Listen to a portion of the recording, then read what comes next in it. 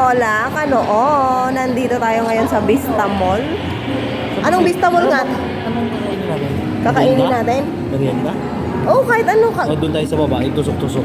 Kanin, gusto ko kanin. Meron din doon. Oy. Basta talaga hindi pinaplano, siguradong natutuloy.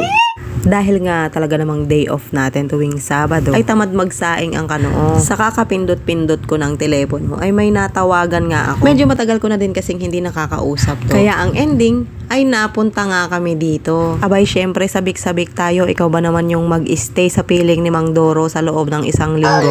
It really hurts! Ang magtae ng ganito. Lumagpas ng isang linggo, nagtatae pa rin ako. Break it down, yo. Excuse me po. Kasintabi po sa mga kumakain, kami po ay namasyal muna dito sandali para hindi lang apat na sulok ng bahay natin ang nakikita natin palagi. Maganda rin naman kasi na paminsan-minsan sa isang linggo ay mamamasyal din tayo, te, para makalanghap ng sariwang hangin at makapag-day off na rin sa pag-iisip kung ano ang uulamin. Mega shoutout sa lola naming tinderang gala. Siya yung aming tour guide for today at hinila lang namin siya basta. Medyo matagal-tagal na din kasi nung huli kaming magkita. Kaya eto ay for the date muna.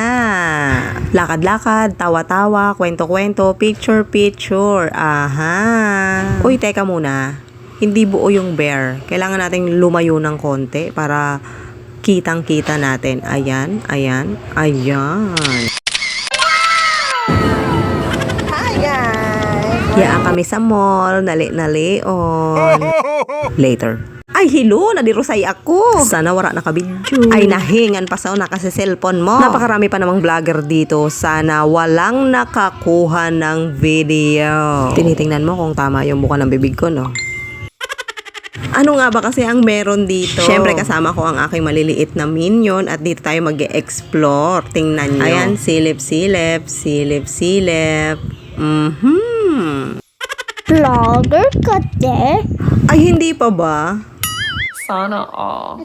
May mga stall dito ng pagkain, merong inihaw at merong ganito pang ulam sa kanin.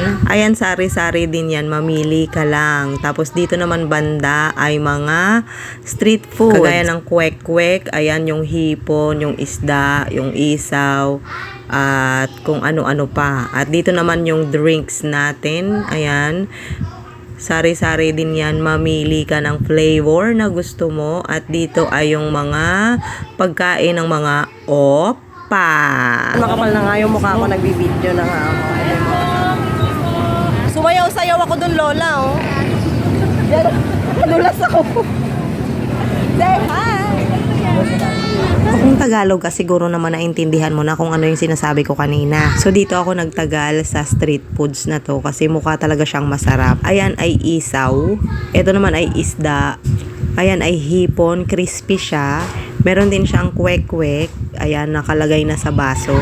At cheese stick, squid ball, kikiam. Meron din siya ditong maliliit na crab. Ayun, at saka itong putok-batok na baboy na pinirito.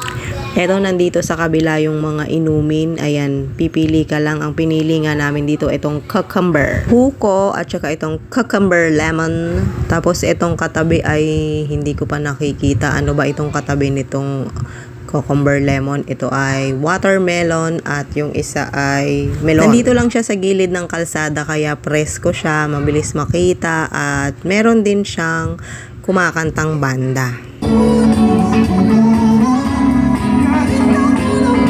Ayan si Mayor, nag-aantay ng order at yung maglola naman ay naandon sa drinks. Ayan naman kasing mga kabataan ay mahihilig sa inumin. Mas mainam na yan kaysa sa soft drinks. So dito kami naupo sa tapat ng Nina's Crispy kung saan naandyan nga ang mga crispy na street foods na masarap kainin. Si Mayor naman ay umorder ng lasagna para sa aking bebe tala. At kagaya ng sinabi ko, kanin. So, eto na ang aming pagkain. Ayan ang hipon.